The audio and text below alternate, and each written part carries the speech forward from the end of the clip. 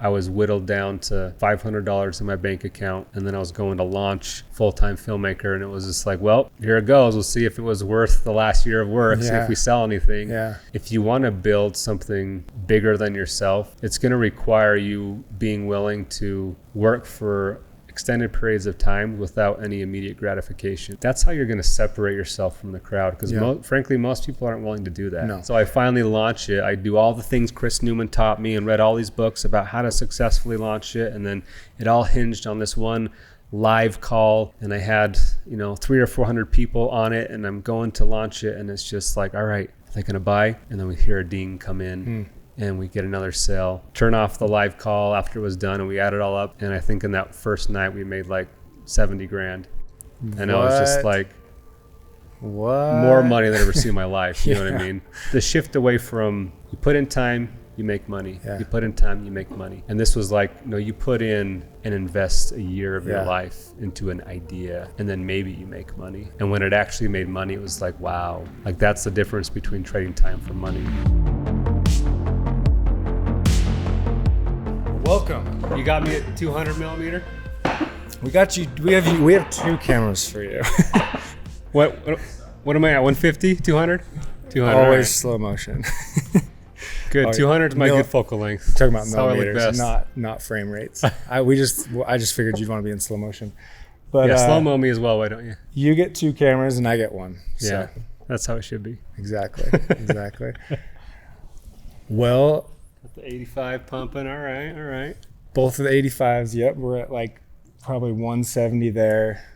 This is cool. This is fun. You're like very technical and you can just like dial everything in. I'm all about it's always intimidating for me to like actually do these with people that understand lights. Yeah. And like, I don't know if I would have done that. Yeah. Why isn't that one on? I would have turned that one on. Yeah. It's fun for me, man. I love setups, and I'm always browsing people's podcast setups and just learning. Oh, I want to try that out. Well, that was the inspiration for this stripe was Chris. He's really famous. It's like Chris Holmes or something. I know who you're talking about. He was doing a Jordan Peterson, and he had a nice stripe, and I was like, I want the stripe. I'm gonna put the stripe behind the guest. So, but what I love about this too is the depth. Yeah. Because we actually have a mirror here. It's a window, but it makes it look like it's just huge on camera. So yeah, that's what you guys got going here that you can't in most spaces. It's a humongous room. Yeah, it's been cool. And I've always done podcasts for other people and content for other people. It's the first time I've really ever done anything for myself. It's like my passion project. So welcome to a filmmaker's journey. Thanks for having me.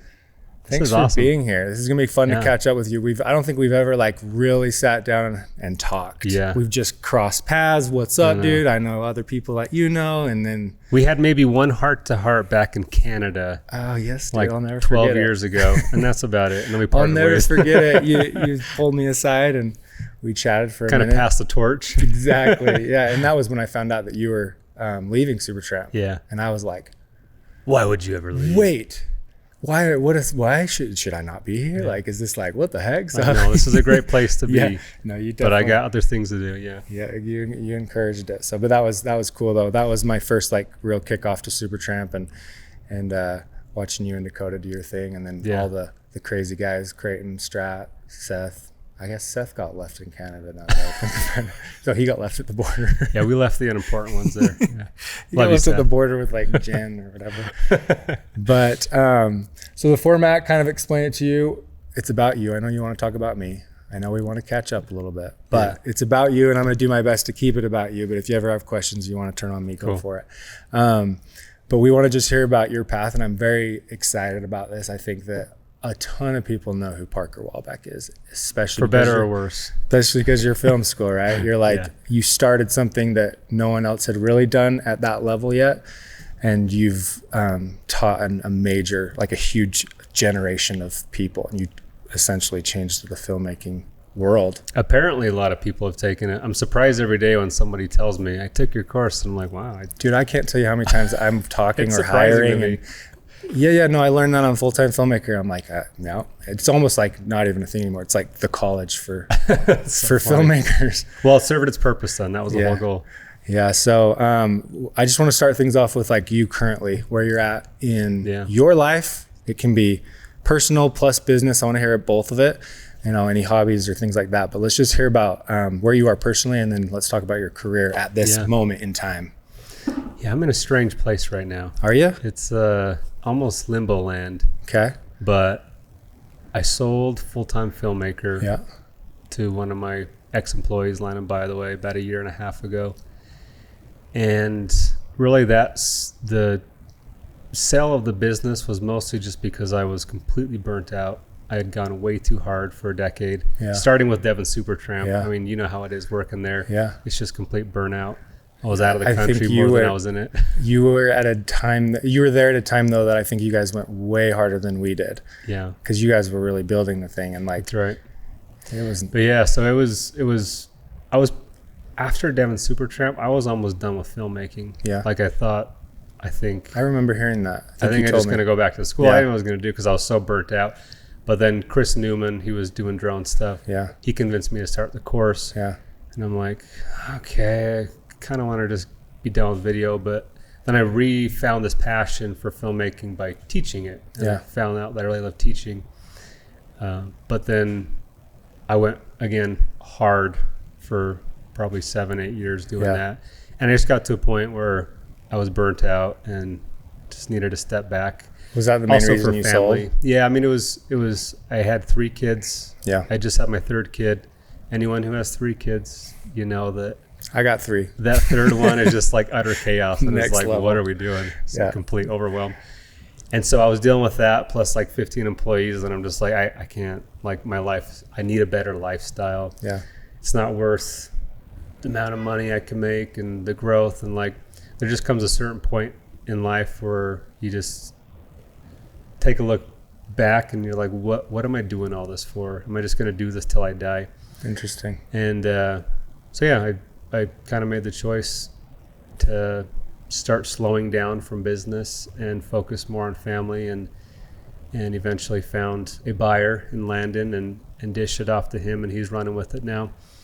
So since then, it's been 1.5 years, and what I've been doing is all over the place. The first few months was just kind of taking it easy, allowing my body to recover from a long decade of grind. Yeah, I believe it. But very quickly, I found myself getting into a lot of volunteer work. I served a mission in Uruguay back in 2008 and just loved teaching people about the gospel. That was kind of what I found my passion to be. Mm-hmm. And I thought about going into like seminary teaching or, into that kind of stuff, but it just doesn't pay very well. And I'm like, I don't even know if I want to do necessarily mix money with teaching religion. And so that's where I basically told the Lord, like, look, I like sharing the gospel, but I got this big thing in front of me called money that I got to take care of. Yeah. And so I started a business, and, I was very blessed and it went very well.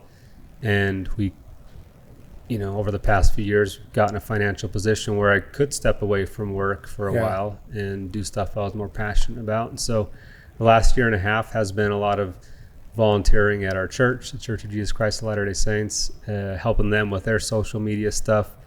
Love them to death, great people working there, but they don't have the best social media teams. Yeah. Surprising. And really it's just a matter of experience. I mean, you and I have been doing this for a decade. Yeah. And a lot of these people haven't been doing it for a living. It's just kind of been, hey, you work here, do you want to help out with social media? And there's just not a lot of background in editing and social media and ads and all the things that we do, Is it a younger team? I mean, it's kind of both. It's like you have young people with no experience and older people that are kind of pre-social media era. Yeah. And so they just don't have a ton of experience in that realm. And so I just wanted to lend some of what I've learned over the past decade and say, hey, here's some things I'd suggest doing. That's cool. And then been volunteering at some local nonprofits, similar vein, that are trying to share the gospel, and some independent creators. I guess it's one of my big passions. And so I'm just trying to help elevate the quality and the output of people trying to spread the good word. So so that's been primarily what my time's gone into. I guess I also started my own faith-based channel, True Millennial. Yeah. I do a little podcast myself and just interview people's faith journeys and how they connect to. Yeah, and what blows my mind is, and this is kind of off topic, but at the same time, like anything that you seem to do, it just does well. This thing's popped off. Like, well, I'm sure it's the first of its real. I mean, like you said, they don't do social media super well. This is like the first time that a social media account for the church is actually like done super well. And there's a lot of campaigns they've done that have done well. Cool. There's independent creators who are doing things well. I think the void that I found, and the reason I started doing this was I wanted to be able to share faith-based content, but I didn't feel like the church or other creators were putting out anything that I personally would want to share. Yeah. And I was frustrated, and I'm like, come on, why isn't anyone? And then I'm just like, well, why don't I be the change that I want to see in the world? You know, and I'm like, totally. Well, I'll give everyone else a vision of what I think should happen, and hopefully more people will follow suit. But yeah, so I started creating what I hoped it would be a resource for people to be able to share their faith with others in a way that represented them well. Yeah. And so clearly I hit an audience that was hungry for that. I was one of those people. Well, it's very true. It speaks to our generation. I think there's a lot of this, like, there's a lot of turmoil with all these, documentaries and things. It's like, I mean, you've talked about it. And this, I think, speaks to that generation like really well. And that's, I think the other two is it's not controversial, but you definitely like bring in people that weren't LDS or had these crazy lives, and then they found the church. And so it's interesting. And one thing I've found and I've done a wide variety, and you allude to the fact that this did well, and the only reason it's done well, however you want to measure that success of that, is I just live by a philosophy of throwing mud at the wall and seeing what sticks. I mean, it's what I do with Full-Time Filmmaker. The first 25 videos of my Full-Time Filmmaker channel, crickets. Like a few thousand views here and there, until I did one video with that camera, Red versus iPhone. And I was just trying out different formats, different styles. I didn't have a voice. I didn't know what my voice was. But as a creator, you just have to get out and try things. And then I just had this idea, hey, well, I bought this brand new Red camera. I should compare it to my iPhone. That'd be interesting. And that popped off. That was my first viral video. And it kind of started what later got taken out of control, and a lot of people started doing it. But that was one of my first series that I started. And then I would find series like that, and then I'd do more of what worked and less of what didn't. And same thing with True Millennial. I've done a wide variety of content, and what I've found that is most shareable, what people respond to the best, is most relatable, is just stories. It's just people's personal faith journeys, and I feel like a lot of faith content tends to feel preachy. Like, here's what I know, and I'm going to tell you about it. Whereas when it's just a personal experience, a personal story, it's like, look, this is how my life has improved, how I've found greater peace or greater joy in life. And I want to tell you where I've been and where I've come. Here's my transformation. Here's what helped me help that transformation become possible. And it really comes down to the same principles that made Full-Time Filmmakers successful. It's like, I'm trying to show a transformation of how you can go from beginner, don't know what I'm doing, to pro filmmaker that can make a living doing this. And I'm just here to fill in the gaps and help you figure out how can you go on this journey and be transformed as a filmmaker or a content creator. So I really just applied the same principles to the gospel. It's like, let me tell stories of how people are transformed through Christ in this instance, and allow people just to feel the personal experience instead of it just being, hey, here's all the things I know. It's like, here's what I've experienced. So it's more of a show instead of tell. It's really cool, and it's amazing to me even when you're saying you're relaxing or whatever, you still are doing so much, and your mind's probably constantly going. Always spinning. I can relate to that quite a bit. You've got that entrepreneurial bug. Dude. And I always wondered when it would actually happen, and I always kind of felt like it was there even when I was at Supertramp. That's when I was like, man, I think I got to go do something. And then anyway, it turned into what it has. But that's what's cool to see. And I think the biggest thing that's been cool to watch with you is to watch things just happen. And from an outsider's perspective, it's like I said, things you're like doing just seem to do well. And when I say do well, they're getting attention. Yeah. And people are following, and they're listening to you, and you have a way about even speaking to people, I think, that like is comfortable.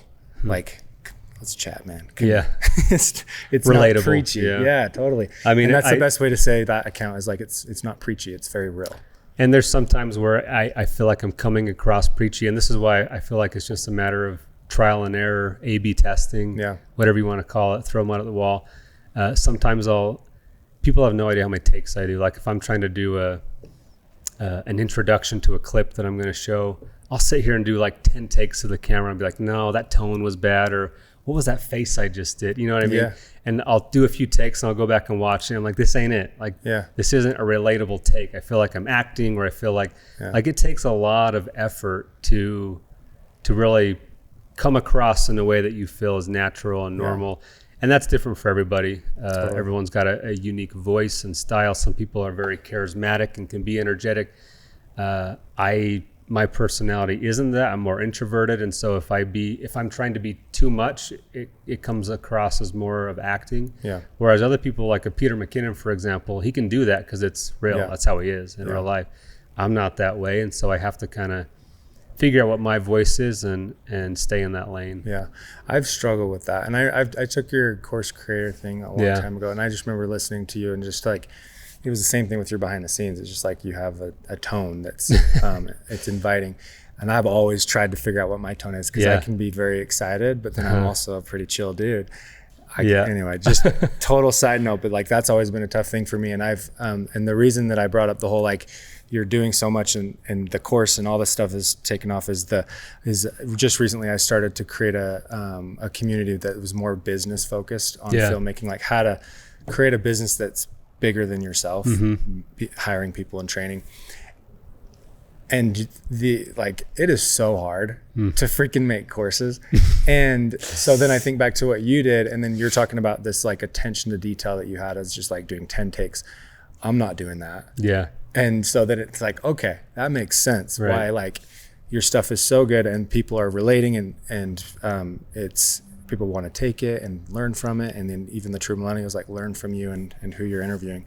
So it's cool. It's actually kind of cool to hear that, like as far as your attention to detail goes. And the other thing too, I mean, part of it is just effort, sheer effort. I just like to work really hard and make things sometimes to a fault. I become a little too perfectionist, and I need to dial back and fall in more to that 80-20 rule. But another thing that I feel like people don't realize or recognize is all the prep work that goes in to get to where it's at, because people see full-time filmmaker now or true millennial now, but they don't realize that before I even posted anything, I spent 6 months writing. I have this note of probably 150 names of what I'm going to call it. Really? And for weeks, months, I'm just brainstorming and thinking, what's it called? Who's the audience? What's the format?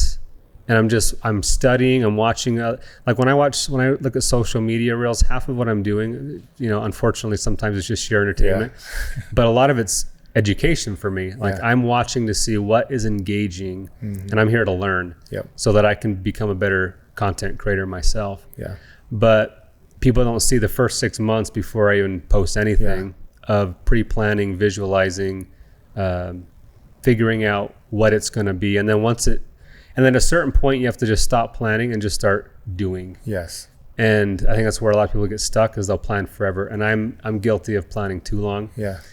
But at a certain point, I just said, you know what? I don't know what it's going to be, but I'm just going to start throwing stuff out there. So I made the commitment, like, you know what? Let's just start every Sunday. I'm going to share something. Yeah. So whether it's reposting somebody else's video or a quick thought or a quick video, I'm just going to commit to once a week doing something. Yeah. And I did that for maybe 3 months just on Instagram stories. And then after a few months, people said, hey, I loved this thought. I want to share it. Can you put it into a reel? And I'm like, oh yeah, you can't really share stories. And which just naturally went to, all right, I guess let's start this page over here. Migrated people over, said, hey, I'm going to start posting these on reels on this account instead of my personal story. And then it was months and months of just posting things that aren't getting a ton of hits, but are starting to build an audience and again, experiment and try formats. And so it's 2 years really where you see it today of weekly, I mean, really full-time filmmakers probably been 20 to 40 hours a week for the past 2 years. Yeah. So it looks like just a side thing that, you know, just happened and I stumbled across success. Yeah. But, you know, a lot of it is just a matter of effort and a lot of meditation and up at night thinking about, well, how can I make that video I'm editing more engaging? Yeah. And then just these little sparks of creativity. It's like, oh yeah, I should actually start it that way. You know what I mean? Totally. Just those small details. Yeah. It's the when the lights are off. That's the part that nobody sees. But then when the lights are on, obviously the shower starts to shine. Exactly. And it's interesting because I have that same kind of like just never stops, always going, but it's so different than I think what you're thinking about. And it's like, I don't know, like I'm thinking about making money, and I always try to make it not about money, right? That's what everyone says, like, don't do it for money or it's not going to last.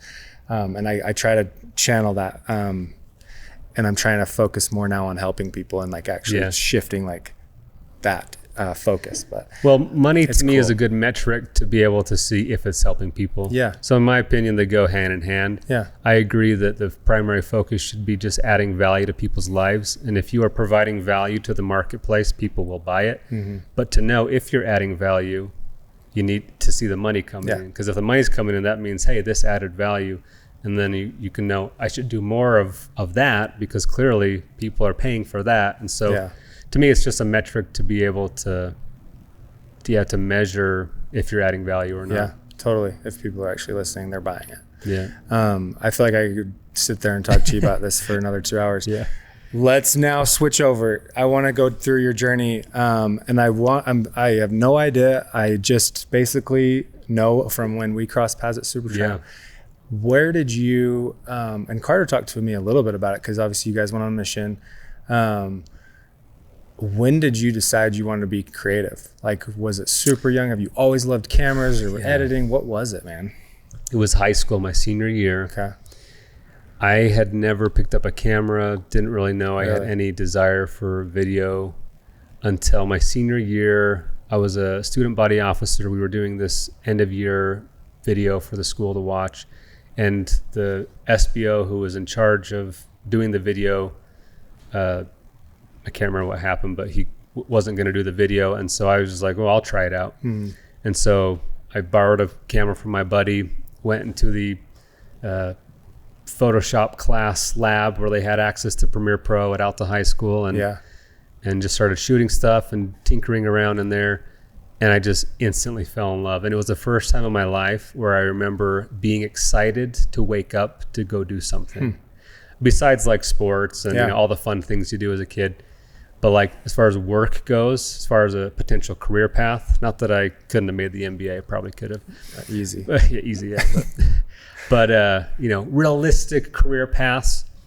This was the first time where I thought I could really see myself enjoying what I do if I was doing this every day. And I mean, I was the type of kid that would, you know, go to bed at midnight, 1 a.m, and barely get up and drag myself into school 3 minutes late. And this is the first time where it was like, I'm getting up at 6 so I can get to that lab early. And for the first 2 hours before school starts, just edit. That's cool. And so that was the first indication to me that I should explore this as a career path because I could tell that I was passionate about it. I didn't know if I was any good at it at the time, but I knew I liked it. Then I went on a mission and obviously didn't do much then. And then when I got back, I remember trying to initially start dabbling with stuff like I'm doing with True Millennial right now, where I'd have these talks, general conference talks that I'd heard while I was out in the field.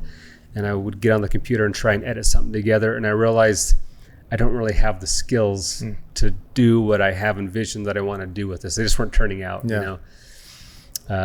And I was also being told by family and friends and people that, oh, you can't really make a good living in video, and or you can't keep your standards if you go into the video industry, because at this time, 2010, YouTube was just starting, and the video industry for most people was like Hollywood. And so it was like, well, if you do that, it'll be hard to keep your values. And that was essentially what I wanted to ask you before you went on your mission, was like when you saw this flare, this light go off, like you love to edit and film, and you were like, this could be a career path. I mean, we're the same age. Like, did you see a career path? Were you like, I'm going to be in Hollywood? Like, I didn't think about it then. I knew I loved it. And so I said to myself, when I get back from my mission, I'm going to explore this. Okay.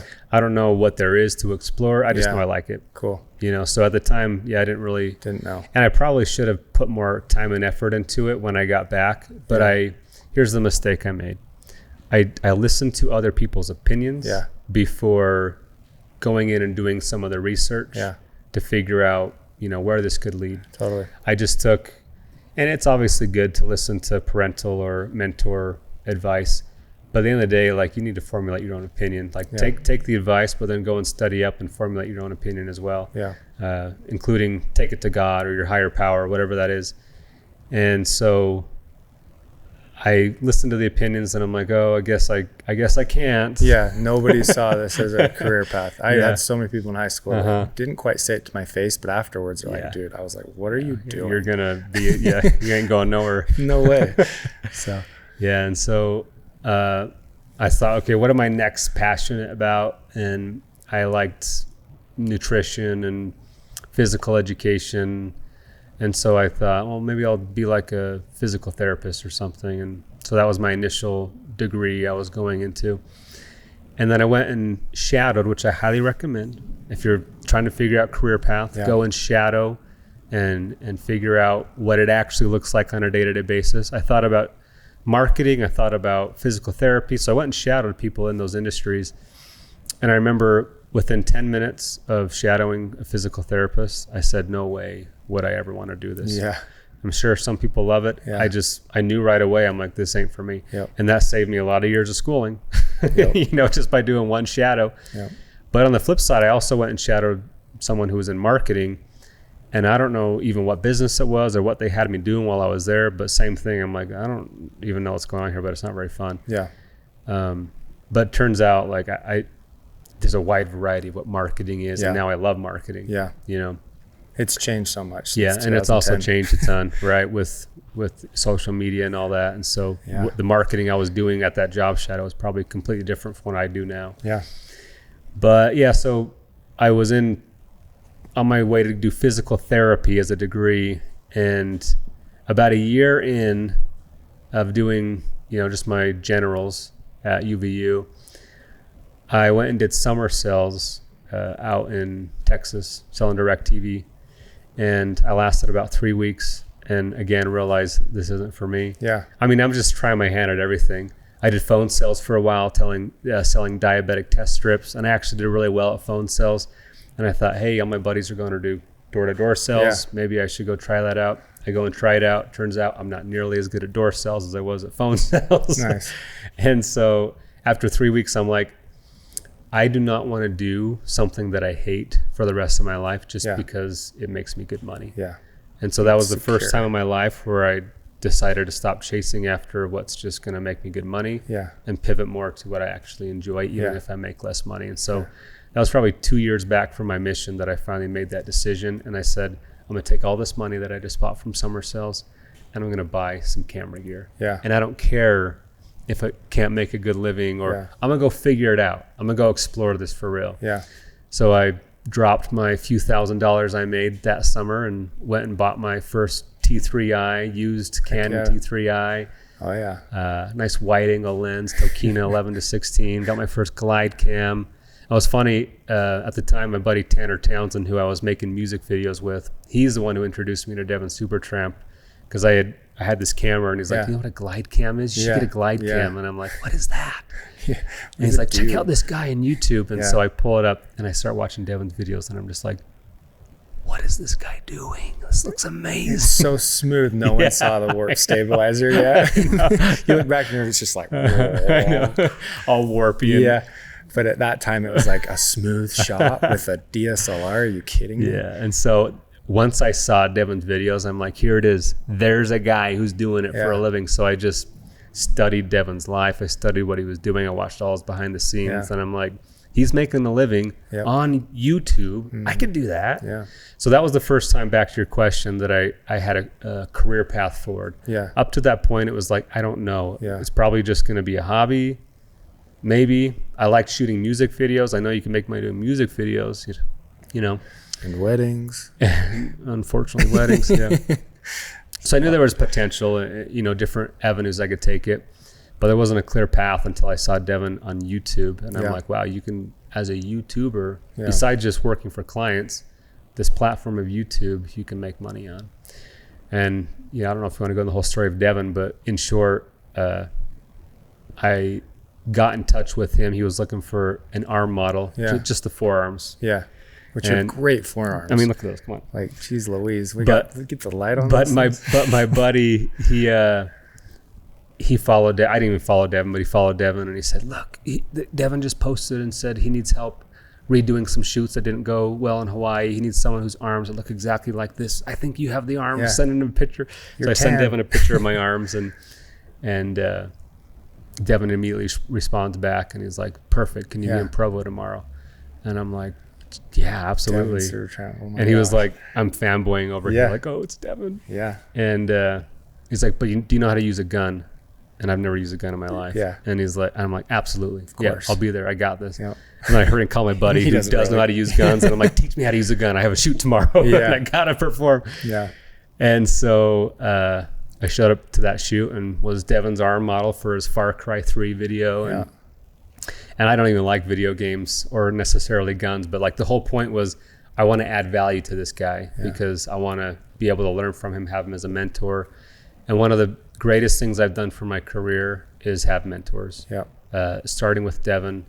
Without Devon, none of this would have happened. Like, obviously, I added a ton of value and helped him build his business, but he did just as much, if not way more, for me by giving me that opportunity to come under his wing, to learn the ropes of YouTube, to learn the ropes of filmmaking, of marketing for these big brands. And it's so cool because it allowed you to experiment with his channel and find what works and what doesn't.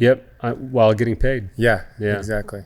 And so for 3 years, traveled the world with Devon, doing all these crazy adrenaline junkie videos. And I mean, I look back at some of the stuff we did, like going on top of rooftops in Paris. I'm like, that was, first of all, sketchy, but also illegal. Like, what on earth are we doing up there? I talked to Devon about that and how like everything that he did was not against, it was against the law everywhere. Well, everywhere we come down and there'd always be cops waiting for us. And he'd just be like, oh, I didn't know. And he was like, that was what was cool about that time is you guys were doing all these things even before your time when he was in Hawaii and doing all these crazy things that were super illegal. The Corona arch rope swing, like not that he ruined it, but like he made rules way more strict as you guys, as basically he went through. And that was free reign. Guerrilla filmmaking at its finest. Yeah, no kidding.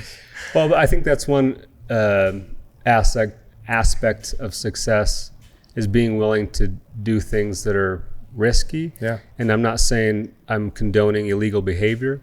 It was more like, I don't know. At that time, now it's like you do it and you're in big trouble. Right. Well, like flying drones in national parks, for example, it's like at that time, it was like, maybe. Gray area. I think we'll be all right.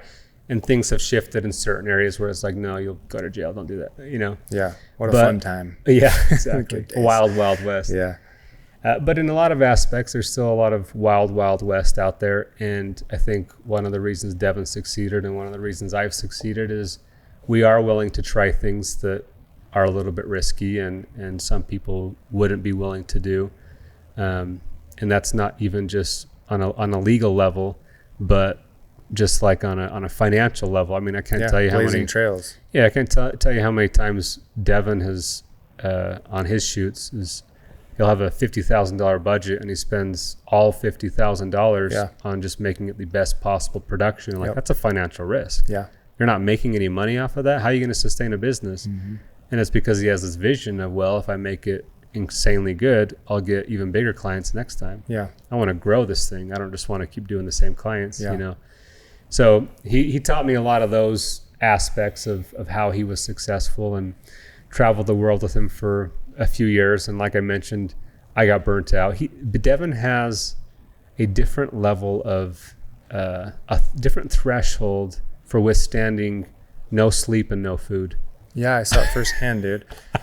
It blows my mind. And he's still doing it. Yes. Still doing it. And I talked to him about it. He's like, I just love it, man. I don't know if he's like going to die by the time he's 50 or like if it ever's going to catch up. But some people, I think, just have a different threshold for that kind of stuff. And I need fuel. I'm just higher maintenance, I guess. Yeah. But if I don't get good sleep, but I don't have a decent meal, like I'm grouchy and grumpy and unproductive. But yeah, besides how much work we were doing, I wasn't getting fueled. I mean, we're in different time zones. I'm not sleeping. I'm not eating very well.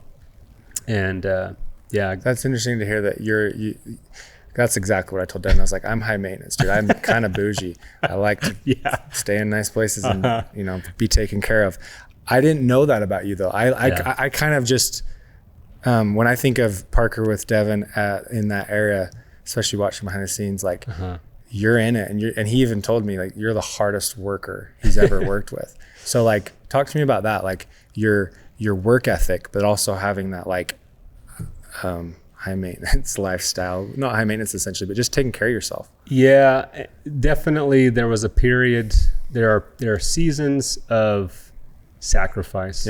Is what I'd call it, where you're willing to sacrifice comfort, sleep, those kinds of things because you have a vision for where it will take you in the future. And with Devin, the first few shoots I did with him, I mean, I didn't take a paycheck for the first, 2 months of working pretty much full time for Devin. It was just me trying to prove value and say, I want to be irreplaceable to you so that you need me. Yeah. And so, in the beginnings, he first invited me on to come shoot behind the scenes, and I did. And then he said, hey, let me try your hand at editing. And what I would do is I'd pull an all-nighter editing, because I wasn't a very good editor at the time, but I wanted to appear like I was. Yeah. Fake it till you make it. Oh, yeah. And so he'd send me, hey, could you do this edit? And I'm like, yeah, sure. And I'd pull an all-nighter working, 12 hours straight through the night, and then I'll send him it in the morning. And he's like, wow, that was quick, and it turned out great. And I'm like, yeah, no problem. Yep. Like as if it was nothing. Totally. And then I'm sleeping the rest of the day trying to catch up. But it was that kind of sacrifice that I knew he had hundreds of people that wanted to work for him. And I'm like, what can I do that will stand out and allow me to work with him and get the job? Yeah. And I knew nobody else was going to be pulling all-nighters to turn things around quicker. Yeah. And I'm like, I might not be the most skilled guy. And I actually told this to Devin when he was wanting me to work with him. And I said, look, I'm probably not your best candidate, but I promise I will work harder than anybody else you can find. Yeah. And so I had to prove that. And you did. Yeah. And it was, for example, we did this shoot. I was in Cedar City at the time going to school. And he said, hey, we have this shoot in Seattle. It's a snowball fight. We need to go shoot it and then edit it all night to turn it around and post it the next day so it's newsworthy. And I had to, the closest airport was 2.5 hours in Vegas. And so I had to leave. I think I left Cedar at 2:30 in the morning to get on my flight that was at like 5 or 6 to be in Seattle by the morning to then shoot all day. And then we edited all night. Were you at SUU? Yeah, it was SU. Okay, got it, cool. To then then edit all night the next night. So it was literally 2 nights in a row without sleep. I mean, I thought I was going to die. That's crazy. But it was like those small things where it's like, I want to show this guy, even though it's inconvenient for me to drive to Vegas, and I'm a poor college student. I can't even afford, he's still not paying me at this time. You know what I mean? That's wild. But it's like, I want to show him how much value I can add and just sacrifice my comfort. And it got to probably 3 months of working for him for free before I said, hey, I almost sold my camera and was not ready to throw in the towel. Yeah. And I just said, like, I don't know if this is going to materialize in anything, but I got to pay rent. Yeah. And I either need to go get a job for $9.50 an hour down the street and sell my camera so I can pay for rent this month, or I need a job. Yeah. And so I basically approached him. I said, hey, hopefully I've shown you what I can do, but I can't afford to keep working for free. Let me know if there's an opportunity. Why didn't he pay you? Like I didn't ask for it. Hardest time. You were just like, I'm just going to do it. And you didn't ask. But like, so I'm just trying to relate to myself. I never let people do things for free. I will pay them. And it's always, you know, us starting out at a lower rate, but I always make sure I pay people. So if I was Devin, I would have been like, dude, can I give you anything? To his credit, he was in startup mode. Yeah. A lot of people see what he is now, but I came on when he had, 400,000 subscribers. Yeah. He was making money, but not a lot. He didn't have employees. He was the only person in it. Yeah. I was the first person that was coming into being an employee. Yeah. He was learning too. Yeah. So he's never paid anyone, period, as an employee, right? Yep. I mean, obviously he contracts people on to come help on projects, but this was the first, I guess I was the first person where, and you and I know Devon, he doesn't like business. He's not a businessman. He's surely an artist, a creative. Yeah. And so there's that side of it where he probably should have been offering money early on, but I wasn't asking for it. And I probably even told him at one point, like, I just want to be able to learn from you, add value. And so I probably pitched it as in like, I'm not here for money. I'm here to learn and grow. Which shows a lot of value in you and the commitment and your integrity, but also at that time it's like the experiences was in payment. And I remember that same thing, like the experience is like worth more than what I'm getting paid. Yep. And so I'm sure you were looking at that, and you were young it was a similar thing where it's just like, I think you knew that. It was like, hey, this is a good opportunity for you, getting paid in exposure. Yeah, of course. Good old. The typical. Exposure. And so, you know, I don't blame him for not paying, but I got to a point where I'm like, hey, I can't do it anymore. Yeah. Like I gotta make some kind of money. You've proven yourself. Yeah. At this point. And so, to his credit, he then sent me a $10,000 check. No way. And so it was like, it's amazing. Or was it just like, here, I'll pay you 100, 200? Well, I mean, I've been working for free for a few months. So he kind of made up for it. Yeah, he did pay me in essence. But That's for 3 amazing. months, there was no payments. And then it was me kind of like, hey, we haven't really had the DTR about what this is, but like, I want to keep working for you, but I need to be able to make money if I'm going to do it. And he's like, oh yeah, sorry about that. Here you go. And he basically back pays me for 3 months. That's amazing. Well, I retract that question. Yeah. Oh, way to go, Dev. He made up for it. You know, Devin, he's just kind of out there and always, and he's not thinking about the details. And it's like, oh, you haven't been paid? I'll pay you. You just gotta, I need people to tell me this stuff. Yeah, exactly. I totally know what you mean. That's so funny. Well, dude, as I'm listening to your story, and I kind of already knew this, it is amazing to me how much I relate to your story. And I feel like I've always been just a little bit behind you, as like, obviously I came behind you at Supertramp, but like the direct TV sales, is that what it was? Yeah. I did like a week of shadowing, and I was like, screw this. This isn't for I me. can't do sales door to door. I never did phone sales, but then like the whole having a camera and then seeing Supertramp and knowing I love to edit and just being like, he's doing a career path and just leaning into that so hard, like I'm going to do what he's doing. And I essentially to an obsession of like, I'm going to grind so hard and do what he's doing. It became actually pretty weird because at one point I was writing in a journal like affirmations, and I was saying one day I will work for Devin Supertramp. It was like pages. That's awesome. And so like the obsession was there, and like the want and the drive. And then when you talk about seasons of hustle, I don't know if you remember, but you gave me my first drive Really? From Supertramp when you guys were trying out editors, and it was the Polynesian Cultural Center behind the scenes. And you're like, here you go. And dude, I remember seeing that, and I was just like, this is a gold, and I'm going to do everything I can to turn this around right away. So stayed up all night, got it to you guys right away. So it's so funny to hear your story and be like, dude. And you proved the value, and that's why we picked you. Like, honestly, as an employer now, maybe it's because that's how I was, but when I'm scouting out new people to hire, one of the main things I care about is just how tenaciously you tackle the project. Even if you don't have the skills yet for it, because you can't coach work ethic. You can coach people into the technical and creative stuff. Totally. But I could tell you had the work ethic, and I'm like, all right, he'll be great. Yeah, bring him in. And that was always something that's exactly what I look for. And I think a lot of people do. It's a little harder to come by these days. I think things are a little too easy. And so Agreed. It really is difficult to find that kind of a person that will stay up all night and get you something by the next day to prove their value. And so it was just cool to actually hear a lot of that and be like, holy smokes, man. I feel like I've almost been following you in a sense. And you've surpassed me in a lot of aspects. I haven't followed you super closely with what you're producing, but as far as a production, I went more in the education realm. You went farther into the production realm, and you for sure passed me up. So, bro, I'm gonna go to bed crying just hearing you say that. Like, that's actually pretty cool to hear, because and this is a little bit personal. I've definitely like looked at you as an inspiration, because like you said, you left Supertramp before I did. You were at Supertramp before I was. You when you keep saying successful, like seeing you do this course and like making a lot of money and getting a lot of followers, I've always been like, man, he's one step ahead. I want to be able to get there. And so to hear you say that really means a lot to me. I appreciate that.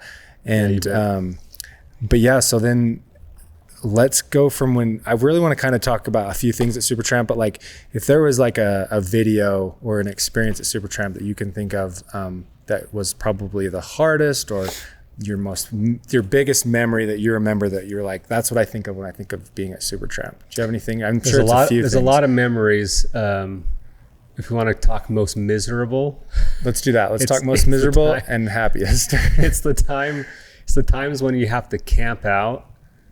Like it wasn't the arch swing, but it was like the big canyon swing. Yeah. That was, I think, 3 nights in a row of just shooting and camping out in his car. When I say camping, it's like we're literally just sleeping in his car. And it's, for some reason, he's always doing these in the winter. Yeah, so I'm cool. like, bro, can we not wait till spring? And like you said, you love warm weather. I can't do cold. I'm high maintenance. Yeah, no kidding. Yeah, it was 3 nights of that, and who knows what we're eating. He loves McDonald's. I don't know why. It has no nutritious value. That was what was funny too about Devin. That guy would eat nothing and go, and he'd always have a shaker bottle of something with a lot of ice.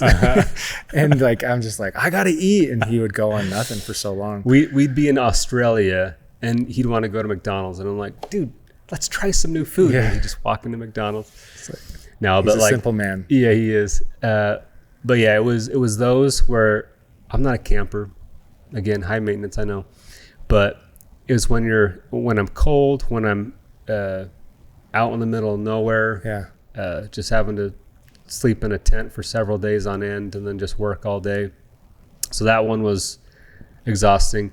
I think Iceland was a rough one for me. Again, we went there in the winter. Mm-hmm. And did you know I re-edited that video? So I got to go through all the footage again. I think you were the 3rd or 4th person to re-edit. I was easily the 3rd or 4th. And it was like, let's get this thing out there. Yeah. But it was cool because it was essentially a documentary where it was behind the scenes plus the main video. It was cool. And so I got to see a lot of that, man. And it looked freaking hard. But that's what I brought up about, like, surprised that you say you're high maintenance, because like I saw the trials that you were going through, but you were doing it. Like you say you don't like camping. Probably could have done it with a little more joy in my heart, a little more, a little better attitude. I was the same way, man. Devin could always tell I was a pout. In the beginning, I would do it because I had to prove myself. Towards the end, I did it with an attitude, and I'm like, bro, this ain't it. Yeah, no, for sure. But yeah, Iceland was. I remember one specific time in Iceland. I mean, it's 0 degrees. I don't know how cold it is, but it's winter in Iceland. And I didn't even own winter clothes of this caliber. I had to buy some in order to go there. And we're not sleeping very well. We were eating a little better there. But the sun's down for like 2 hours. Yeah, exactly. So it's like, how do you sleep? And so we're going to see the Northern Lights. Yeah. And so we shoot all day, and then it's like, well, we got to stay up all night for the Northern Lights. Yeah. And it was every night for the Northern Lights, because it's like you never know when they're going to come, and you just got to be ready for it. And so we literally shot all day, and then when it came time to rest at night, we'd go out and we would chill for, I don't know, from 10 p.m. to 2 to 3 in the morning, 4 or 5 hours.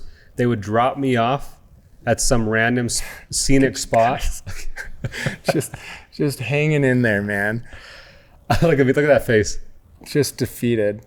And you guys, I just Death remember too, over. like you guys talking about having to download footage. Yeah. As we're driving. Exactly.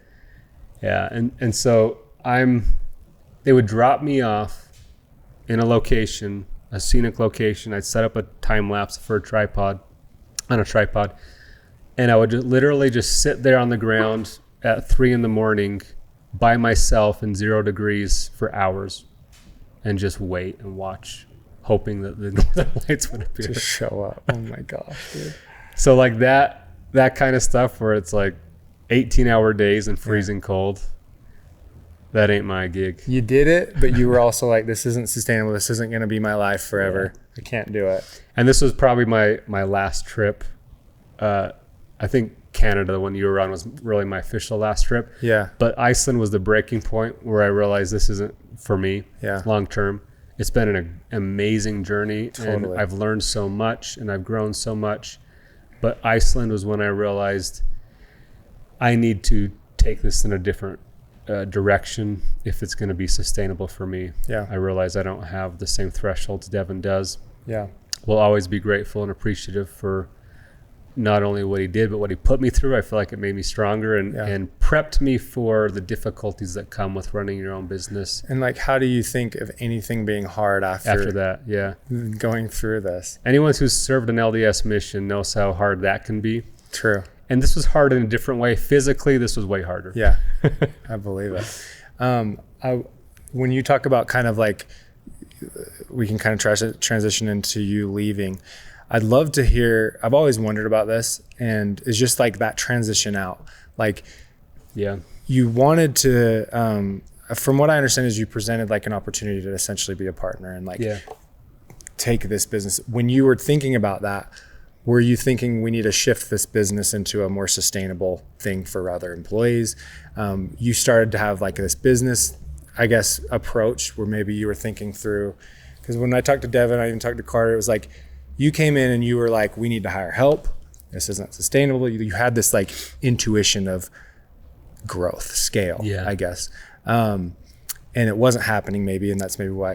But then at the same time, you were thinking about partnering up. What was that whole thought process like, and ultimately where did it end up? Yeah, for me, I never cared to be on camera. I never cared to build a following. I would have been totally content with never having my own personal accounts and only building Devin Supertramp's brand. But there had to be a long-term gain in doing that. I couldn't put all my eggs into that basket if I wasn't equitably a part of that. Yeah. And so it was more of just me looking out for my future family. It's like the first year or two, it was like, I just want to build and help you grow this. At a certain point, I said, okay, this has been a good job.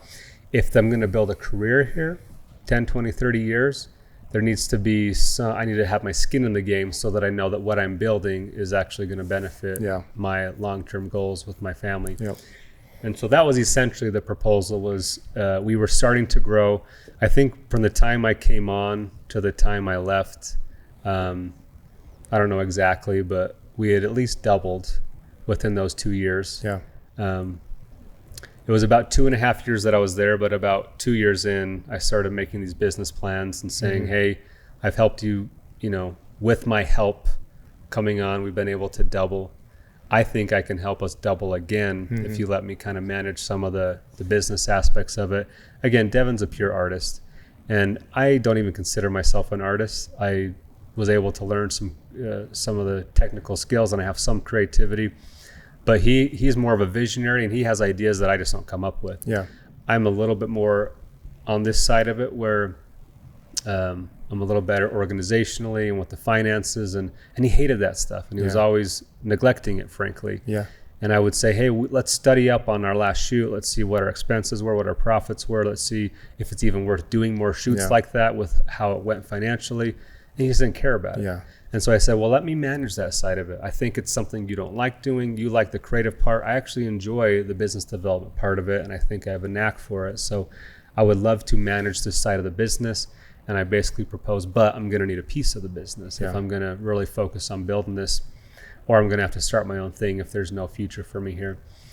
And what it ultimately came down to for him was he didn't want to scale a business. Yeah. He wanted, and I think, I don't know exactly where he's at now, but eventually he scaled it back to where he was comfortable, which was basically himself with maybe a helper or two, which is what it was with me and him in the beginning. Yep. And everybody has their certain comfort level of what lifestyle they want to live within their business. Some people want to be billionaires and run a 1,000-person team. Others just want to be a solo artist with maybe a, freelance helper here and there. I remember talking to Carter about this because his dad ran an electrician business, and his dad had, 10, 15 employees, and it was a good size. It made him good money, and it was manageable for him. Yeah. He could have scaled it into some worldwide business, but he didn't want to. He liked his lifestyle. He liked how he was comfortable, and the amount of work he was doing was good for what he was getting paid, and he was comfortable. Yeah. And I think Devin hit that threshold where I was saying build, grow. And that was the breaking point where he was like, I don't want to. Yeah. I want to actually shrink maybe. Yeah. So we just had different trajectories we were going on. Yeah. And we were constantly butting heads as I was becoming more opinionated. Mm-hmm.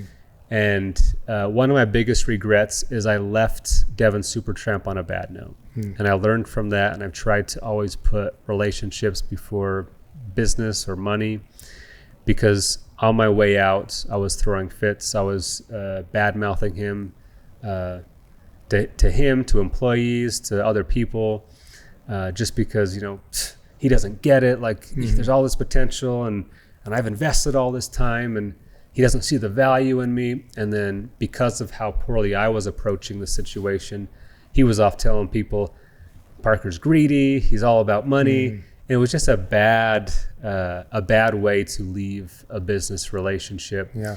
And so that's one of my biggest regrets in business in general, was how I left, what note I left on with Devin.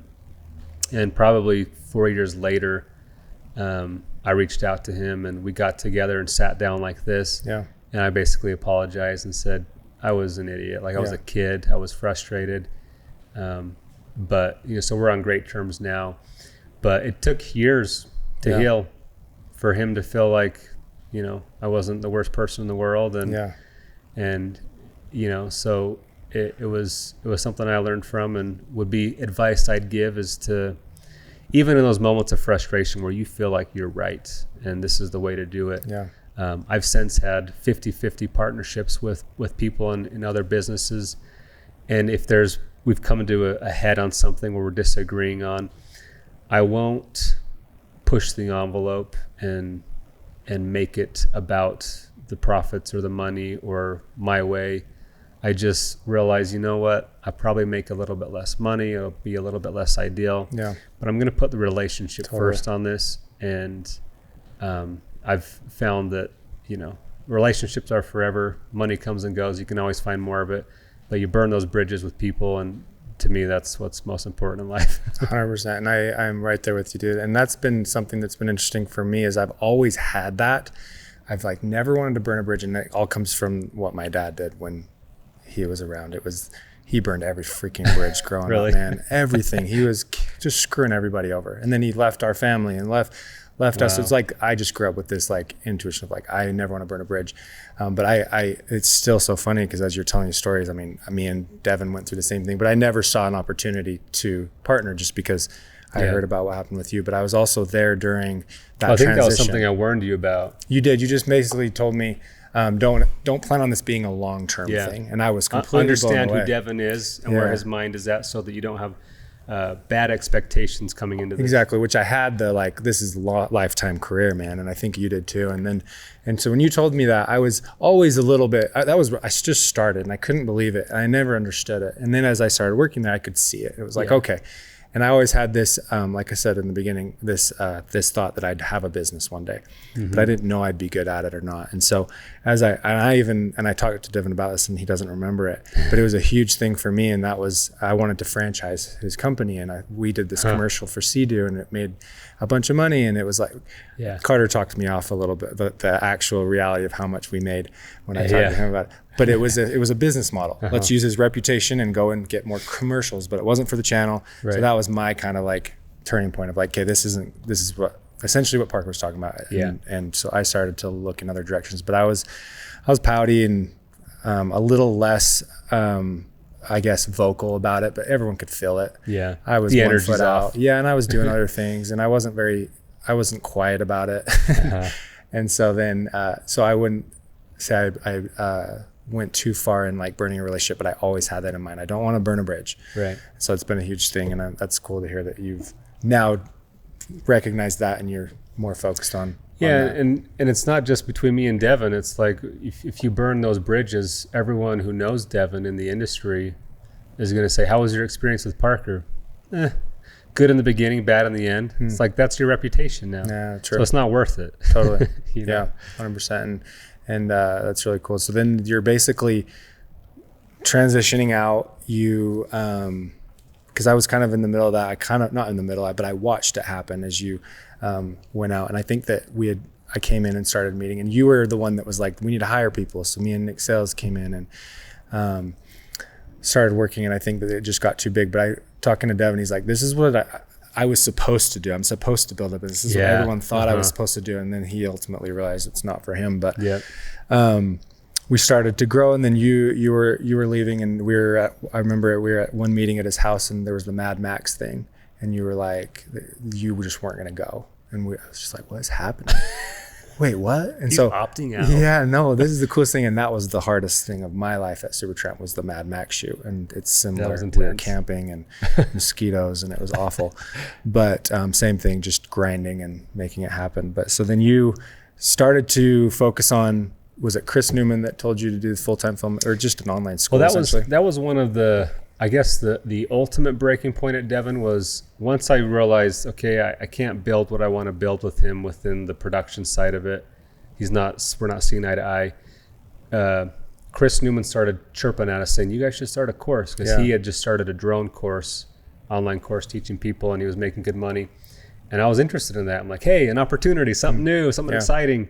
And so I said, I want to do it. And so I created this side business venture plan within Devin Supertramp. It was called Team Supertramp University, or maybe just Supertramp University, can't remember. But he okayed it. He's like, okay, sure, we can do that on the side. And we actually shot a couple tutorials and had a whole curriculum laid out for this online course we were going to make under Devin Supertramp. And after I'd shot a couple, and I kept pressing him like, hey, so here's what we're going to do. Here's what we're shooting. And I think it was just one team meeting. He's like, you know what? I don't want to do that. Yeah. And it just deflated me. And I was just like, this is like the one thing I was excited about here. Yeah. I don't want to go do more YouTube videos right now. Yeah. I want to try building something new. Yeah. And I always, one of the things I'm most passionate about is business building. Yeah. And if I don't feel like there's growth, if it's just kind of doing the same thing, I just get stagnant and bored. And so this opportunity of, let's build this educational side to Devin Supertramp sounds really fun. And when he shot that down, it was kind of the last straw. And I'm like, well, maybe I'll go do it on my own. Mm-hmm. And that was kind of the so that was kind of the nail in the coffin for me. And my wife was super supportive at the time. She was probably the main reason I quit Devin Supertramp. I probably would have chugged along for a while longer, but she just said, I can tell you're not happy there. Mm-hmm. Like she said, I'd rather you be happy and us be poor than you keep making good money and see you miserable. Yeah. And so she pushed me to quit and start my own thing. And so the month we got married, I was unemployed and trying to figure out what's next. And that's when I thought about, well, maybe I just go to school. I'm burnt out of video. That was intense. But then Chris kept calling me. Yeah. And he would text me every week his sales numbers. And I was like, I don't know, man. And then every week he'd text me how much money he's making. And I'm like, maybe. Yeah. Okay, all right, maybe we'll try it out. And so finally I committed, and I said, all right, Chris was mentor 2.0. I said, the only way I'm going to be able to succeed at this is if you help walk me through it. Yeah. I learned a ton from Devin on the filmmaking side, but I know nothing about courses, how to get it up and running, how to market it, yada, yada. And so Chris was just an insanely awesome, providing value, nothing in return, just wanted to see his friends succeed. And so I owe a ton of the success of Full-Time Filmmaker early on in the conception period to Chris Newman in pushing me to do it. And I probably spent 9 months before I launched it of just filming, editing, scripting over and over. My first batch that I released was like 40 tutorials. And you look back and the content was, for the time, it was okay. I mean, we judge ourselves by today's standard, but it wasn't very good. I mean, I sold it for $300 at the time, but like looking back, I'm like, man, that wasn't that good of education. But for those 9 months, and then coming back to this principle of sacrifice, I was doing just enough side work with weddings and music videos and whatever to pay the bills, and then grinding 60, 70 hours in between that to build out this course that I could sell. And so 9 months later, I was whittled down to $500 in my bank account, and then I was going to launch Full-Time Filmmaker, and it was just like, well, here it goes. We'll see if it was worth the last year of work, see if we sell anything. And so, I think that's a principle that a lot of people don't understand, is that if you want to build something bigger than yourself, it's going to require you being willing to work for extended periods of time without any immediate gratification. And going back to your point about in our society today, this next generation, I think that's something they're not used to, is not having immediate gratification. And so if you're willing to delay some gratification a few months without getting paid, to really put effort and time and dedication into something to make it next level, that's how you're going to separate yourself from the crowd. Because frankly, most people aren't willing to do that. No. And because I was willing to do that, and anyone who's built a course knows how insanely hard and how much work that takes for literally no payoff until you launch it. And you're still hoping that people care. And so I finally launch it. I do all the things Chris Newman taught me and read all these books about how to successfully launch it. And then it all hinged on this one live call. And I had, 300 or 400 people on it, and I'm going to launch it. And it's just like, all right, are they going to buy? And then we hear a ding come in and we get another sale.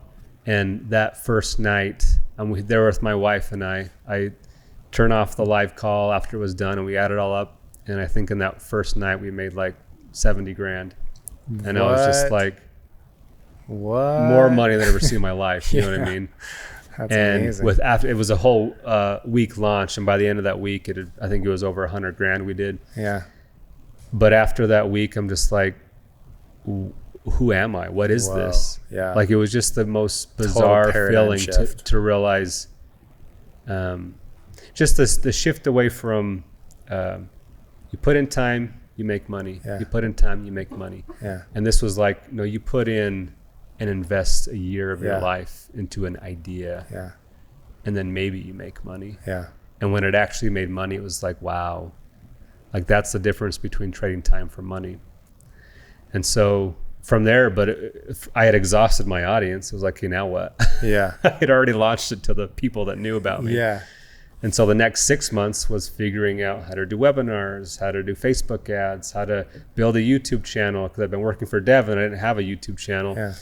So, I mean, it was just one thing after the next of constant learning, constant pushing, constant studying, constant developing. I mean, it is absolutely exhausting. And after 2 or 3 years, I finally got it built up to a point and had an employee to where it was like, hey, I think this is sustainable.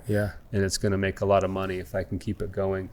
But even after that, what people don't realize is even after I'd built the system where it was like, hey, now I'm making money while I sleep. The ads run, the sales come in. I'm still working 8-10 hour days, 3 or 4 years in. But I've built a system to where I'm not trading time for money anymore. Now it's evergreen, and it makes money whether I work or not. If I stop working, it'll stop growing. It'll just kind of stagnate and eventually come down. But I at least gotten away from that trading time for money idea and had figured out how to build a system that could work for me. But even at that point, I had realized that, it will stagnate and it'll eventually decline unless I'm constantly fueling it. Especially with technology. You always got to be keeping on top. And so 2 or 3 years in, I probably had 200-300 videos in there at this point. By the time I left, we were up to, I think, 700 or 800 tutorials. So it was just this constant, like, I want to keep adding value. I want to create raving fans. I don't just want to sell a product and cash out on a customer. I want to over deliver and make the experience for them so good that they rave about it to everyone they know. And so I think that was the stigma behind courses when I was starting out, and it still is generally, that people are just looking to make a quick buck. So they'll throw up some education, cash out. And I was trying to change the model to be like, no, I'm here to add value to your life forever. I want to see you grow and develop and become the best version of yourself and your business that you can become. And so I'm devoted to you guys for life, basically. And it was that commitment that I think allowed Full-Time Filmmaker to stand out, as people could tell the effort and the love and passion for what I was doing. It wasn't just about money. It was that I sincerely wanted people to change their lives and have a career path they wouldn't otherwise have. I'll keep it simple. Why did you care that much and not just have it be a quick buck? Because you could have cashed out and like not kept going, but it sounds like you were just continually refreshing the content. And like you said, you wanted to change someone's life forever. Why? Well, to your point earlier, money's the metric. If I'm adding value, ultimately, I feel like, money was the end goal. It's like, I'm here to take care of my family. I'm here to provide for them. Ideally, I can retire early. So that was the long vision goal I had in mind. But to get there, I knew that I couldn't just do that cheaply. If I was going to do that quickly and efficiently and well and honestly, like, you could make a quick buck doing door-to-door sales if you convince someone to buy something they didn't want. But will it have actually benefited the world? Totally. You've helped yourself. And so I wanted to make a lot of money, but I also wanted to make an impact and make a dent on the world, you know? And so, and I don't know, it's probably just personal values is that I wanted to, to me, it was more of a movement and a mission than it was a business. You were almost given it. Like, it was like, not given, you obviously worked very hard, but it was like, you have a thing. You've got to own it and like really deliver. And you probably saw a little bit of like, this is my path. And so you took it. And part of it is selfishly, my name's attached to it, and I'm proud of that. And I want my reputation to be the guy who over delivers and not and part of it too is on the side of admittedly pride, that when I'd run ads, people will say, oh, here's the scammer. He's just trying to get people to buy. And so it was almost like proving myself to the haters that no. You're serious. This isn't about getting a quick buck. This is about truly. But then it also, once the 2 or 3 years in, testimonials start rolling in, where it's like, bro, I was over here working this job. I had kids to support. I was struggling and I was going to get by.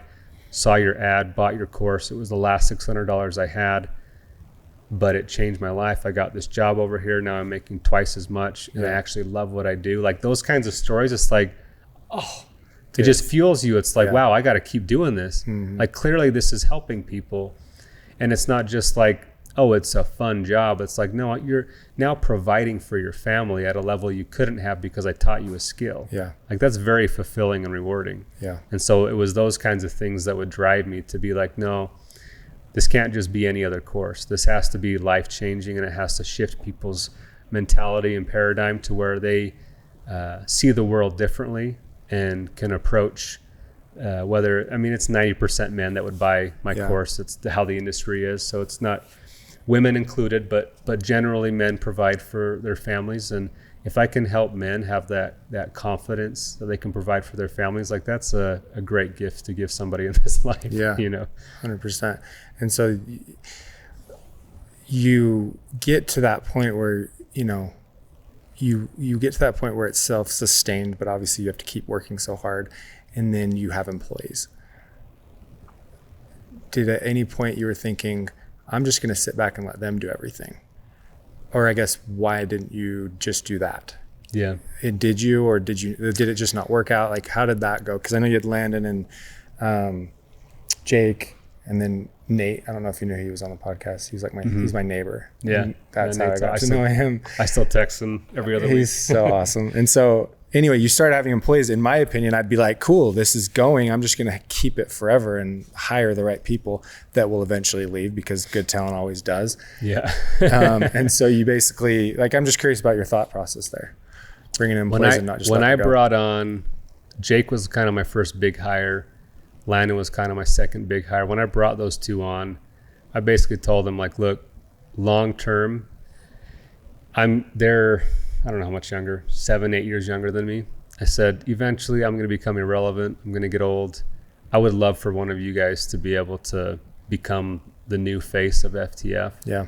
And be able to take this on once I go off into the wind, whenever that is. Yeah.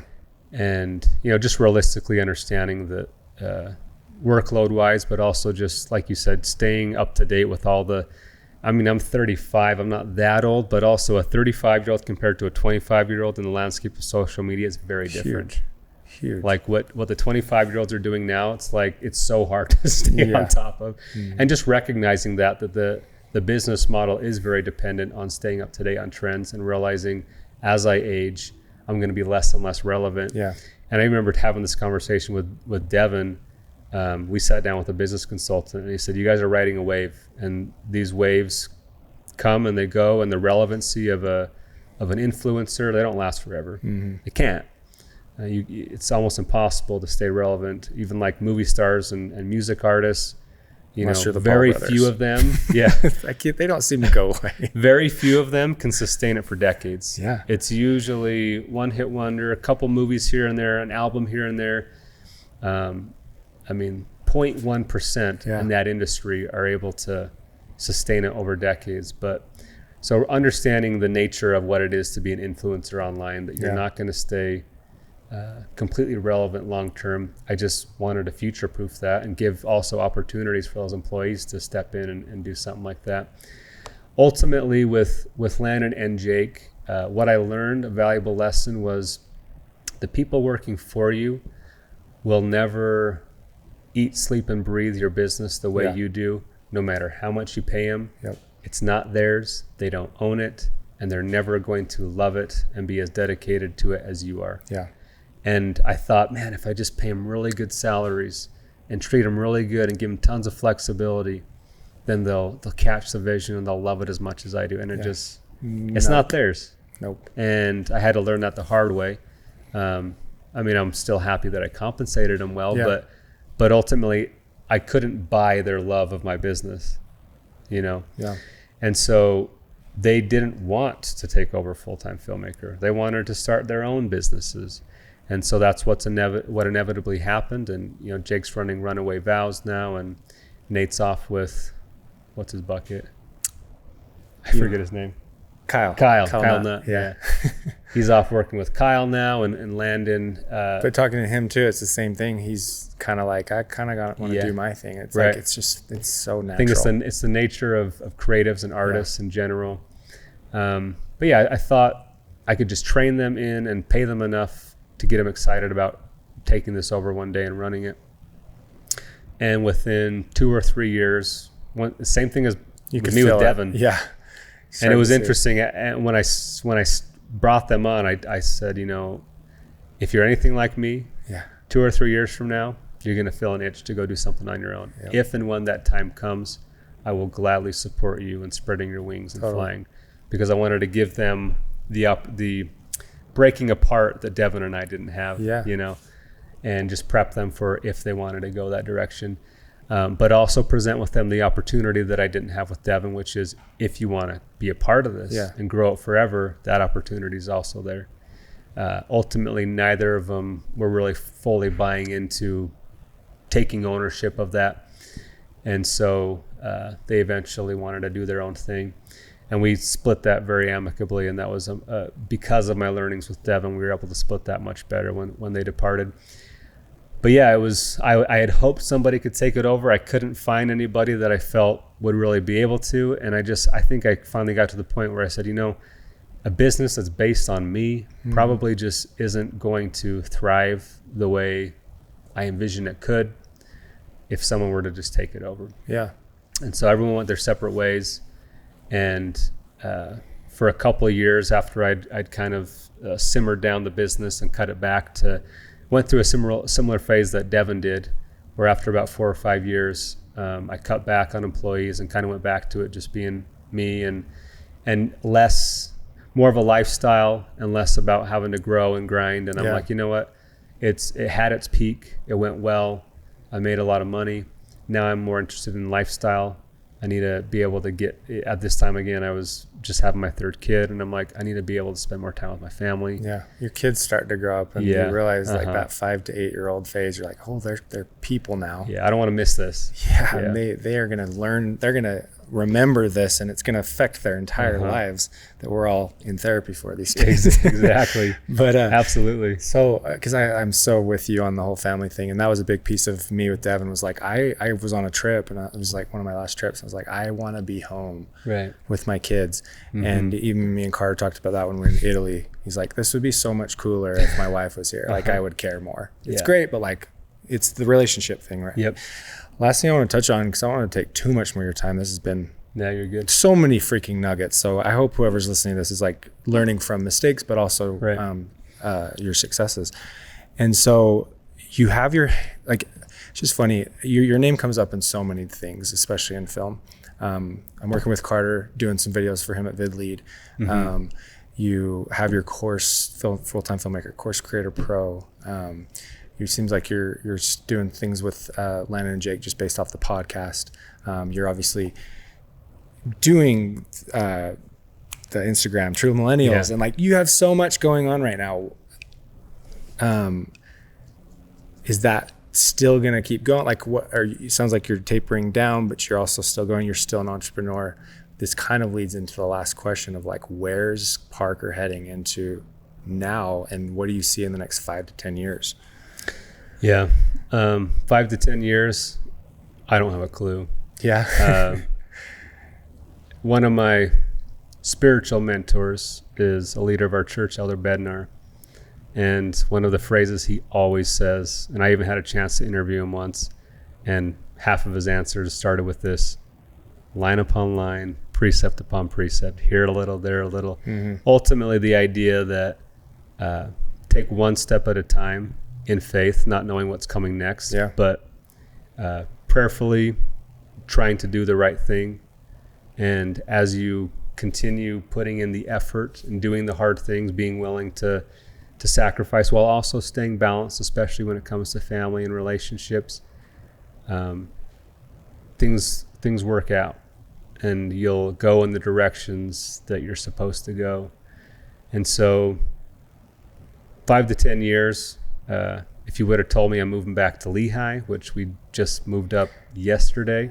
I didn't know you moved to Lehigh. That's cool. I would have said you're nuts because I hate the cold. I escaped here to get out of the winter. We felt a push to move to St. George 4 years ago. It was amazing. My wife and I both loved it. Yeah. And we grew so much as a family, having to be away from the nest. Both our parents live up here. Yeah. And our marriage got better. Our relationship with our kids got better. Our self-reliance and independence improved. We learned and grew so much. And then all of a sudden we felt like, I think we need to move back up. We didn't really want to, but we felt the push to do so. And I guess that's what I'm committed to, is when I feel, call it your conscience, call it God, whatever your inner voice is telling you to do, being willing to listen to that voice and go and take steps, even if it's like moving back up to Lehigh. Yeah. Gosh dang. Scary. Don't want to go up there. You came at a good time though, so you'll be happy for at least 3 months. At least 3 months, maybe 4. Yeah, hopefully. But yeah, just being willing to do hard things that you don't necessarily want, but maybe you think you need. Yeah. And to me, life is about progress. It's about pushing yourself. It's about development. I'm fulfilled as long as I feel like I'm growing and reaching my highest potential. And so I'm willing to, technically, since I sold Full-Time Filmmaker, I'm in a position where I could retire, but I'm a person where I love to work. Yeah. I love to push myself. I love to develop new skills. That might even include starting a new business. Mm-hmm. I'm open to anything that I feel inspired or pushed to do that I think is good for me, for my family, for my personal development, for other people, for adding value to the world at large.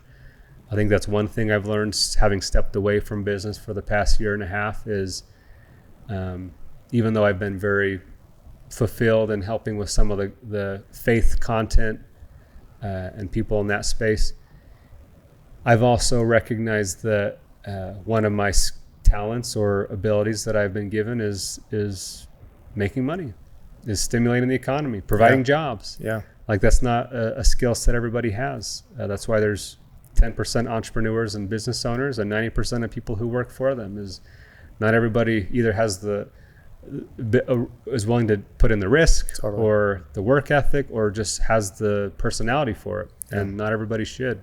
But I've realized that is something I have, and it almost feels like I'm burying that talent if I don't exercise it and use it alongside some of the other stuff that is more spiritual, which I think is incredibly important. But there's also a lot of important things to be done in the temporal world, because frankly, people aren't going to care about their spirituality if they can't feed their family. Yeah. That the basic needs have to be taken care of. And so I don't know if you'll see me start a business in the near future, but it's definitely something on the table. My devotion is to growth and progress, and trying to constantly learn and develop as a human being in every aspect I can. Yeah. Progress has been my number one word. And I think that goes into anything we've both stepped into. It's like, if you start to feel like there's a ceiling, you get itchy, and it's like, I can't do this anymore. And so you're constantly looking for the next thing. But at the same time, I do like the idea of not like you're saying, not that you don't have a plan, but you've been given a gift. Yeah. And Zane O'Gwen, have you ever met him? Mm-hmm. He said it best. He says this to me all the time. He's like, you've been given a gift, and it's your responsibility to now share it with the world. Yeah. And so you obviously have a gift, like you said, making money, building a business, adding a ton of value to a lot of people, that you've changed the trajectory of so many people's lives. And I think that's amazing. And money will follow that. So I'm just kind of confirming everything that you said as really great advice. You should have a plan, but at the same time, listen to that call, whatever that is, whichever direction it is, if he feels good. And that's been a huge part for me, is listening to, it's almost like if you feel at peace, right? So if it's if there's any kind of turmoil with a decision, then it's not right. It's once you feel peace, and you'll know that feeling when it happens. Yep. And you probably felt it when you were should we move to Lehigh? Or crap, this feels good. Why? Dang it. Listen to that. So I think that's amazing. And being willing to, when you're seeking those answers in life and where I'm supposed to go, you're not going to feel that peace if you aren't willing to act on the answer when it comes. Totally. If you're averse to it, if I'm not open to the idea of moving to Lehigh, I'm never going to receive any kind of answer that I should. Totally. And so leaving things open. So being willing to do things you're uncomfortable with, things you don't want to do, if that's what's best for you. Yeah. So last question. This is just kind of a little bit, one last thing of advice. What's the one thing you would do different if you were to go back and look at everything you've done? Would you change anything about what you did? Yeah, I would. If I could go back, I would slow down. I had in my mind that the finish line is all I need to get to. Yeah. Financial freedom. If I can get to that amount of money by that age, I will have made it. I'll be fulfilled. I'll be able to then spend all this time with my family. Yeah. And that'll be it. Yeah. I'll be there. And I got there. And then I looked back and I thought, now what? Well, Now what? Finding joy in the journey. Yeah. And instead of racing towards that finish line, I look back and I think, you know what? I really enjoyed all those years in my business. That was really fulfilling. Maybe had I slowed down and not raced towards the finish line, maybe instead of 12-hour days, I just did 8. And maybe I wouldn't have made quite as much money quite as fast, but I would have been more balanced and I wouldn't have burnt out. And maybe I wouldn't have even felt the need to sell my business and could still be running it. And maybe because I wasn't spending so much time grinding so hard, I would have had more free time to do a lot of the spiritual aspects, like start a true millennial while I was going in the business, instead of going all at once, money, money, money, all at once, spiritual, spiritual. Maybe there was a better balance to be had where I could have been doing both simultaneously instead of trying to be so extreme doing all at once. And so my advice would be, if you're like me and you just want to make as much money as you can, as quickly as you can, and retire early, retirement doesn't exist. If you're an ambitious person in life, you're never going to stop working. There are, I mentioned, seasons of sacrifice, seasons of grind, seasons where, you're probably going to have to spend a few months or maybe a year or two building something that's going to require more hours. But you have to put better limits on yourself of when's enough. And I don't think I did that very well. Yeah. It was like, as soon as I was making $50,000 a month, it was like, great, let's keep scaling. $100,000 a month, great, keep going. $250,000 a month, great, keep going. And at some point I was like, wait a minute, do I need more? Yeah, when does this end? But I could go forever, and some people do. And that's why you see certain billionaires who are 60, 70 years old and still working. Yeah. It's like, what's the point? It's insatiable. Yeah. And I always thought, once I get to this amount of money, I'll be able to turn it off. And it was the hardest thing to turn off that money faucet. Interesting. It's an addiction. Yeah. Making more and more money, it is an addiction. And that's why a lot of people, even when they have all the world, they lose themselves. Yeah. Because they were addicted to making the money and they lost everything else along the way. So climbing out of that mindset and allowing myself to let go of money and making more and more and having ownership of all these businesses, it took several years for me to fully allow it to go and to not be so focused on gain and money and wealth and financial freedom. Those are important things to be financially self-reliant. Yeah. But it can definitely be taken out of control. Yeah. And so I guess that would just be it. Balancing better, slowing down. Yeah.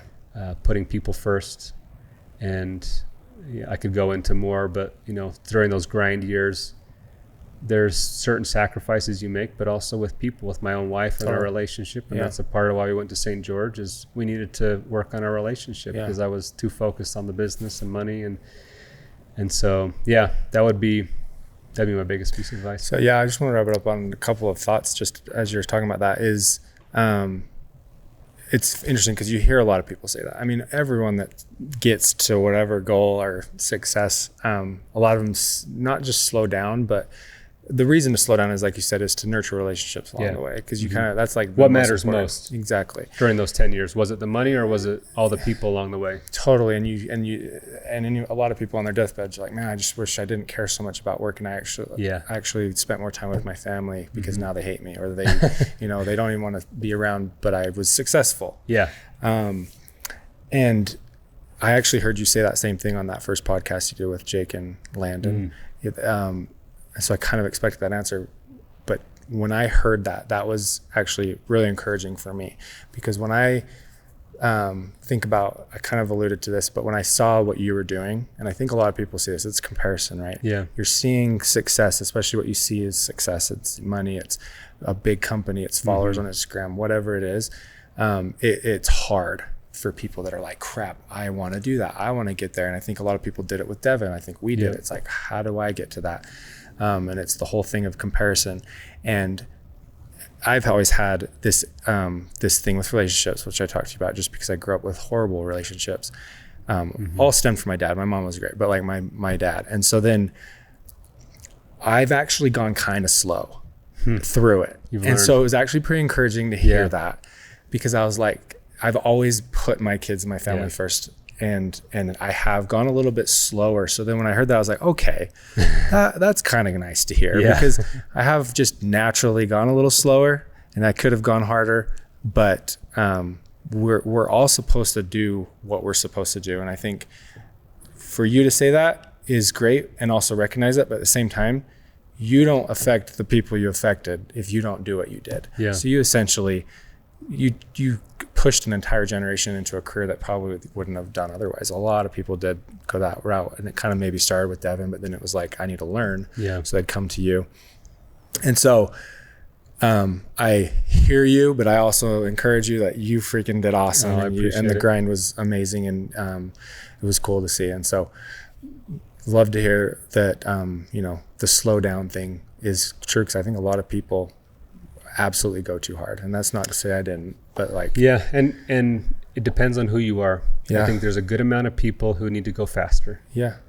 I'm not saying that's you, but I know a lot of people personally that, because now what I do as a passion is I help mentor or coach businesses and help them know what they can do to grow their business better, and a lot of them could stand to push a little harder. I think that's a big thing in just the next generation. Exactly. Like, going back to that, it's like try harder. Work ethic. Like let's at least put in good, solid, honest work hours every single day, and let's learn to love to work. I think there's a big aversion to work, and it's like, I don't know how many times I see on TikTok where people are complaining, about having to go to work and how it's the most demoralizing thing. And it's like, well, then find a different job, but like figure out something you enjoy and be passionate about it. But like work is a part of life, and it's actually a very important part to feeling fulfilled in life. Totally. And I don't think people realize that if they haven't found something they love to do for work, how much joy they're leaving on the table in life. Life is so much more enjoyable when you work hard and you enjoy what you're doing. And it keeps your mind active, which is important, because as you know, like a non-active mind is going to go into things that they shouldn't go into, and because they're looking for that hit, right? And so work is literally not a drug. It can be, but at the same time, it's so healthy. Well, it's a harmony, balance, whatever. It's a spectrum. And so it's like some people could stand to put in a little more effort and gain a little more work ethic, and then there's people like me that you need to slow down a little bit. And so some people need to hear the message, slow down. And as somebody who went too fast, I want to make sure I'm letting people know, hey, if you're trying to follow my footsteps, slow down, take it easy, put relationships first. Other people listening to this message probably don't need to hear the message, slow down. They probably need to hear, get off the couch. It's very rare, Put down the phone. Get off the video game drip system you got going there. That's your drug. Put it down. Immediate gratification. Go do some work. Go get outside and put in some effort into something. And so identify which one you are, whoever's listening to this, and figure out whether you need to slow down or pick up a shovel and go to work. I love that. That's the perfect balance to what you're saying. And I always say work-life harmony, because there's never a balance. There's seasons, like you said, you got to grind. You got to obviously be with your family at the same time. And you're in a season of recognizing that you've needed to slow down, but it's going to start to tick up again, I'm sure, as you're like, I need to find something next. The next thing. It lasted maybe a month of my retirement. After a month of taking it chill and going golfing a few times, hanging out with the kids, I'm like, okay, this is boring. And not that my family is boring, but like when you have two parents at home all day long, it's like, okay, I want to help out the house and be helpful with the kids, but we don't need both of us here all day long. At some point, we need to go be productive and not only bless our own family, but extend to the entire world and try and bless the human race as well. And I learned that same thing too. Like if I'm at home too much, because I got to a point where it's like, I can be home more, and I was home too much, and I started to realize this isn't healthy for my kids. Because I'm getting irritable, and I don't have the patience my wife has. And so we realized that's got to go to work. And they also need to see that dad works. They need to see that, because they're going to grow up and be like, well, dad never worked. You know, totally. You need to set an example to them that no, dad goes to work. There's times where he leaves, and whether it's dad or mom going to work, but sometimes the kids need to hear, yes, dad can play and I'll take some time off of editing.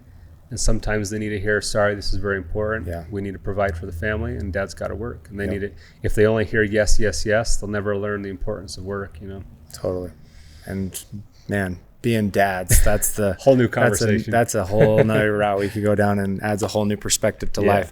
But I think we can just end it there. I really appreciate you coming here, man. I had no idea you lived in my neighborhood. Yeah. Man. That's super cool. We're neighbors now. That's so cool. We'll talk offline about where you're actually at to see how close we are. But like I said, thank you so much for taking the time. You can put my address on the screen here. Come say hi. All 10 people that are going to watch this. Hopefully we're growing. Like I said, it's a baby, but if you're watching this, we already know where to find Parker, but Instagram, not that you need any self-promotion, because you're killing it. I appreciate everything you've done, and inspired so many people, and myself as well. And last time, thank you for coming, taking the time, giving me your time. Appreciate it. This is amazing. Thanks. Woo. Killed it. Thank you, man.